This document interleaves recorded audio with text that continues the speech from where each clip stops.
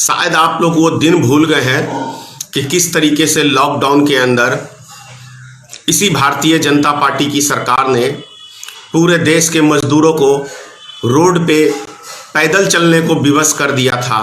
दाने के एक एक चीज के लिए तरसा के मारने का, भूखे मारने का काम इसी भारतीय जनता पार्टी की सरकार ने किया था। भूल गए आप लोग? बड़ी जल्दी अपना दुख दर्द भूल जाते हो चंद रुपए के लिए, चंद पैसों के लिए। समझना पड़ेगा आप लोग को, नहीं समझोगे तो दिक्कत आप ही काटोगे। रेलगाड़ी के नीचे कैसे गरीब मजदूर कटे थे और क्या जवाब दिया था भारतीय जनता पार्टी के नेताओं ने, ये आपको भूल गए क्या? किस तरीके से इस लॉकडाउन के अंदर गरीब मजदूर बेसहाय लोगों के ऊपर इसी मोदी सरकार की पुलिस ने किस तरीके से लाठी चार्ज किया था, भूल गए क्या? किस तरीके से एक महिला अपने छोटे से बच्चे को लेके भूख से तड़प के और वो मर गया और उसकी लाश को लेके भटक रही थी, भूल गए क्या? किस तरीके से एक छोटा सा बच्चा इलाज के लिए जहानाबाद से पटना आती है महिला पैदल और उसको इलाज ट्रीटमेंट नहीं होता है, क्या भूल गए आप लोग? भूल गए? अगर भूल गए तो मैं समझता हूं दुनिया के सबसे बड़े मूर्ख और सबसे बड़े लालची व्यक्ति हो आप लोग। ये भारतीय जनता पार्टी जो व्यक्ति सोचते हैं हमारे लिए है, ये आपके लिए नहीं है। ये चंद उद्योगपतियों की हाथों की कठपुतली है ये पार्टी।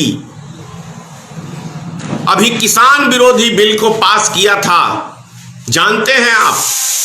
किसान विरोधी बिल को पास किया था और भारत के इतिहास में किसानों ने पहला ऐसा प्रधानमंत्री श्री नरेंद्र मोदी बना है जिसका पुतला रावण के रूप में कई प्रदेशों के अंदर फूंका गया है।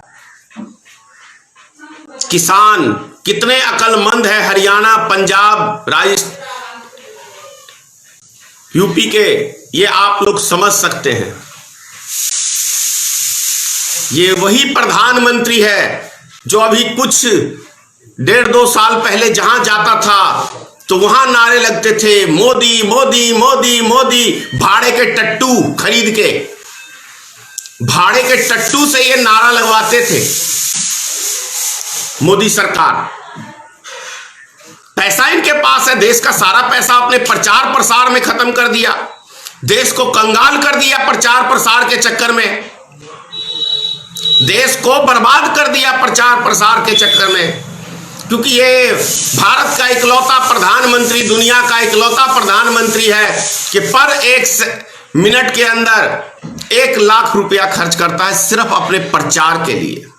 तो देश का पैसा अगर 60 मिनट का घंटा है तो 60 लाख रुपया, समझ रहे हैं कितना ये प्रचार प्रसार पे मोदी सरकार पैसा खर्च करती है अपनी वाहवाही के लिए। अब यही पैसा यदि देश के विकास के लिए खर्च करते तो किसी प्रचार की आवश्यकता नहीं पड़ती, तब जमीन पे काम नजर आता और तब जनता मोदी मोदी के नारे लगाती। लेकिन नहीं, अपने शौक, अपनी बेवकूफियों के लिए जाने माने प्रधानमंत्री श्री नरेंद्र मोदी हैं। कोई सीमा नहीं है इनकी झूठ की।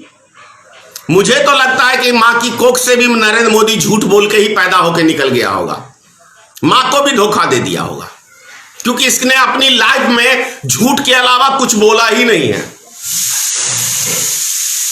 लगता है कलयुग जो है साक्षात नरेंद्र मोदी के ऊपर सवार है, कलयुग।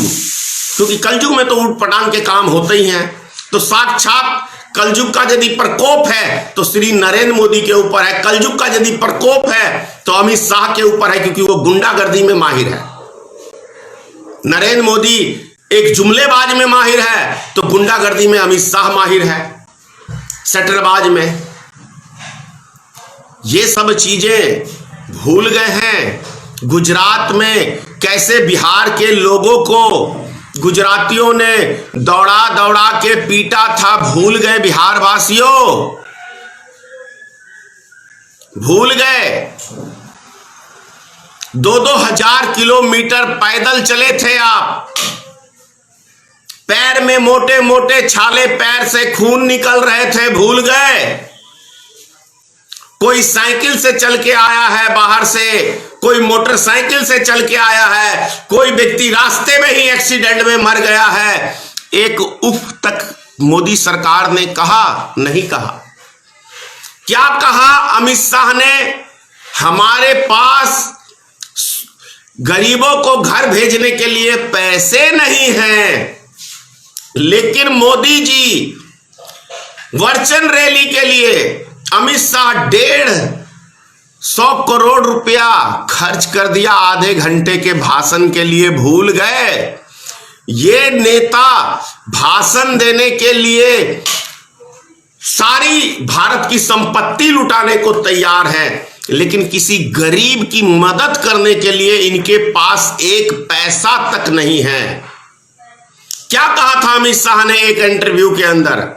हम उद्योगपतियों का लोन माफ करते हैं, हम गरीबों का लोन नहीं माफ करते हैं। भूल गए? गरीब इनके लिए कीड़े मकोड़े हैं, उद्योगपति इनके बाप हैं, तो बाप को तो सब चीज देंगे ही। नरेंद्र मोदी का भी उद्योगपति बाप है, अमित शाह का भी उद्योगपति बाप है, तो बाप के लिए तो सब चीज जायज है। लेकिन बेचारे गरीब, मजदूर, निस्सहाय व्यक्तियों के लिए कुछ भी नहीं है।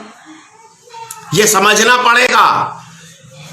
मौका 5 साल में एक बार आता है, मौका 5 साल में एक बार आता है भाई। और एक वीडियो आपको मैंने लोड किया था रात्रि में प्रमाण के तौर पे कि बीजेपी की महिला पर्ची बांट रही है। पर्ची के साथ साथ 700 रुपए पर वोटर 700 रुपए।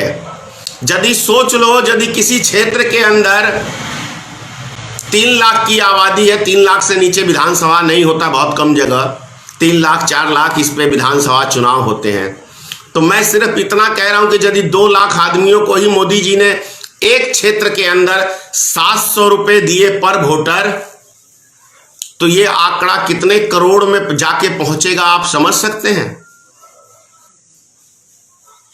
समझ सकते हैं? ये समझिए, अरबों खरबों, यानी कि देश का सारा खजाना मोदी सरकार सिर्फ और सिर्फ चुनाव जीतने के लिए खर्च करी है। तभी तो देश कंगाल हो गया। देश कंगाल होने का कारण है कि देश का सारा खजाना मोदी सरकार ने चुनाव प्रचार में और चुनाव जीतने के लिए, एमएलए खरीदने के लिए सारा देश का खजाना लुटा दिया, देश को कंगाल कर दिया। ये हकीकत बात है। तभी तो 700 रुपए वोटर, 700 रुपए एक वोट का कीमत। देश तो बर्बाद होगा ही, आज भी होगा और कल भी होगा यदि ऐसे नेता हमारे देश में पैदा होंगे। जुमलेबाज, बोलेंगे कुछ करेंगे कुछ, तो देश की हालात तो खराब होंगे। कहीं कोई संदेह की बात नहीं है, कहीं भी कोई संदेह की बात नहीं है। एक याद है आपको 2015 के अंदर क्या कहा था? बिहार में आके श्री नरेंद्र मोदी ने मुजफ्फरपुर की रैली में, बहनों और भाइयों बोलो बिहार के विकास के लिए कितना पैकेज दूं? 60,000 करोड़ दूं, 70,000 करोड़ दूं, 75,000 करोड़ दूं, 80,000 करोड़ दूं, 90,000 करोड़ दूं, लो 1.25 लाख करोड़ दिया। वो कहां गया?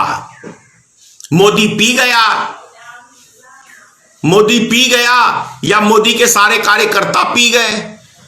अब जरा सोचने की बात यह है कि यदि मोदी सरकार 700 रुपए यदि एक वोटर को देती है तो अपने अंधभक्तों को कितना पैसा देती होगी, इससे आप लोग कल्पना कर सकते हैं।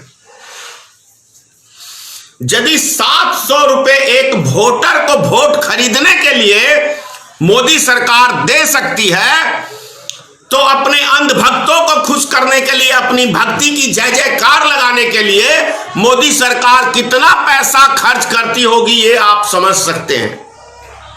बोलो गोबर भक्तों, कितना मिलता है डेली का? अंधभक्तों, तुम्हारे पिताश्री कितना देते हैं डेली का जय जयकार लगाने के लिए? वीडियो मैंने कल ही लोड कर दिया था, जो 700 रुपए पर वोटर दे रही है भाजपा, प्रूफ दिया है मैंने। इसके ऊपर बोलो।